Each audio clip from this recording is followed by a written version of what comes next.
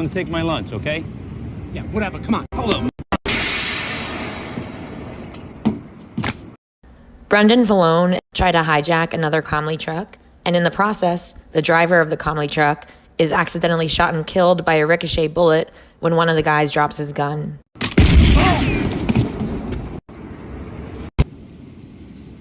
What about the dead guy? Now you keep prodding him with a stick.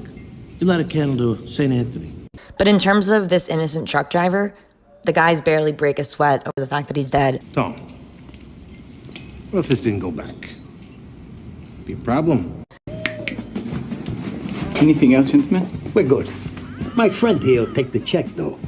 Christopher left a tip of $16 on the bill of $1,184. That's about 1.351%. Excuse me, gentlemen. Was there a problem with the service? What are you talking about? You left me $16, sir. Perhaps you miscounted. There's $1,200 in there. You're only as good as your last envelope and your last tip. You think this job is easy? I have kids. Then go back inside before you get hurt. I have a goddamn family to support. Go piss it away at blackjack, assholes. No! Don't they have medicine they're supposed to take, these assholes? Medication that he probably pays for with his tips from his job.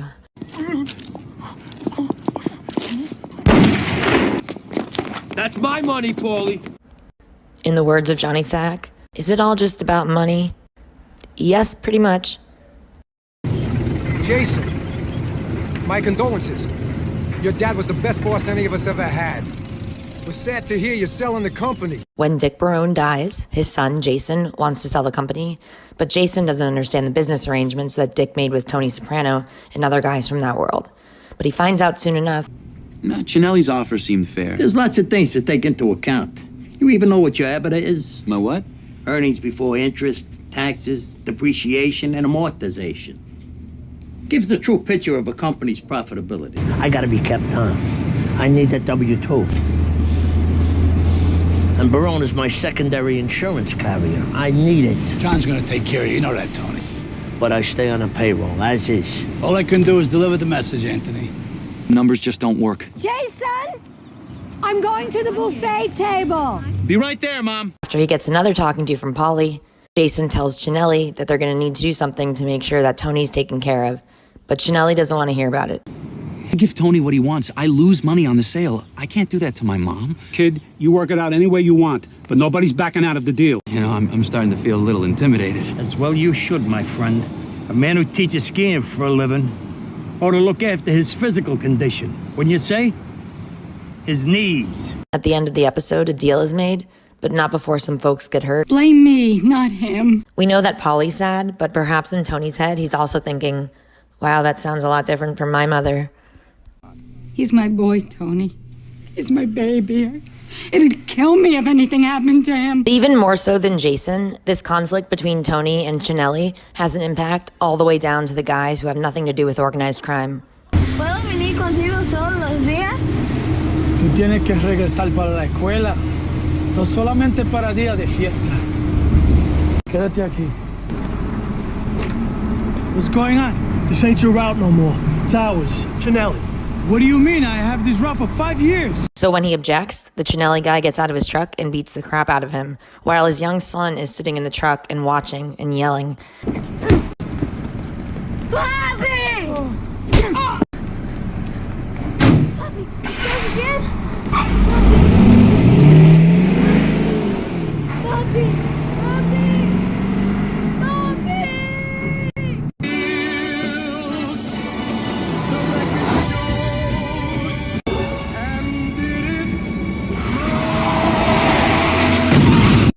When Vito decides to turn around and go back to New Jersey, he hits a little bit of a bump in the road. Whoa! I'm really sorry. I was in a rush. So you admit it was your fault? Yeah, absolutely. Let me get the damages here, and I'll be on my way. We should file a police report. I mean, this guy was a civilian. I'm not sure why his car was out in the road while he was getting the mail. Perhaps he was just getting home and he stopped by the mailbox. Excuse me? I'm getting my mail. You're driving like a maniac. My God. How come your airbag didn't go off? Somebody took it out. They sold it. Sold it? Who would do such a thing?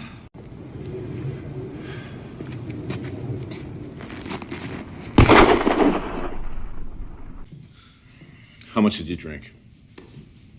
I don't know. A lot. I don't know about you, but my friends have abandoned me. JT, Dolan, and Christopher met in AA, and JT also had a heroin problem, along with gambling, which left him 57 boxes of ZD in debt to Christopher. But eventually he got his act together and was stable, writing for TV, and things were going well, until Christopher showed up late one night. Christopher feels abandoned by his friends, and he's drunk, and then he feels abandoned by JT, who understandably doesn't want to hear about it, and especially not at that moment. Give me your phone. I'm calling your wife. What? I have told you repeatedly, I do not want to hear this shit. He met in AA. Chris, you're in the mafia.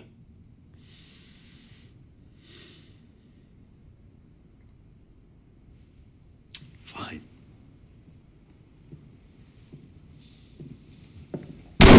Rather than being into it on a tabloid level, in the words of Dr. Melfi, JT doesn't want to hear any crazy stories from Christopher about what he's seen and what he's been involved with personally. Let's remember Christopher was drunk, and he was not drinking at that point because drinking generally triggered him to then relapse and do harder drugs. When JT says, Chris, you're in the mafia, it's like his reaffirmation of the fact that he is a civilian and he doesn't owe Christopher anything anymore. Here's for Mara May. Parking and gas, I'll take care of it. I have 100 I need to break. She doesn't even have a savings account. I like to have the money right in my hands. Still keep it under the mattress? Never you mind where I keep it. You're only as good as your last envelope. You know that. Malignant or not, Minn Matrone was a civilian and a senior citizen who was connected to Paulie via Nucci Gualtieri and Green Grove. And at one of the outings, in which Paulie's also in attendance, Cookie lets it slip about where Minn keeps her money. Uh-oh. Your door was open. I bought you something from my mom. What are you doing in my house? Take it easy. You know me since I'm a kid. Help! Hey. For you. I know things have been slow lately. How much, Fosamax can you get?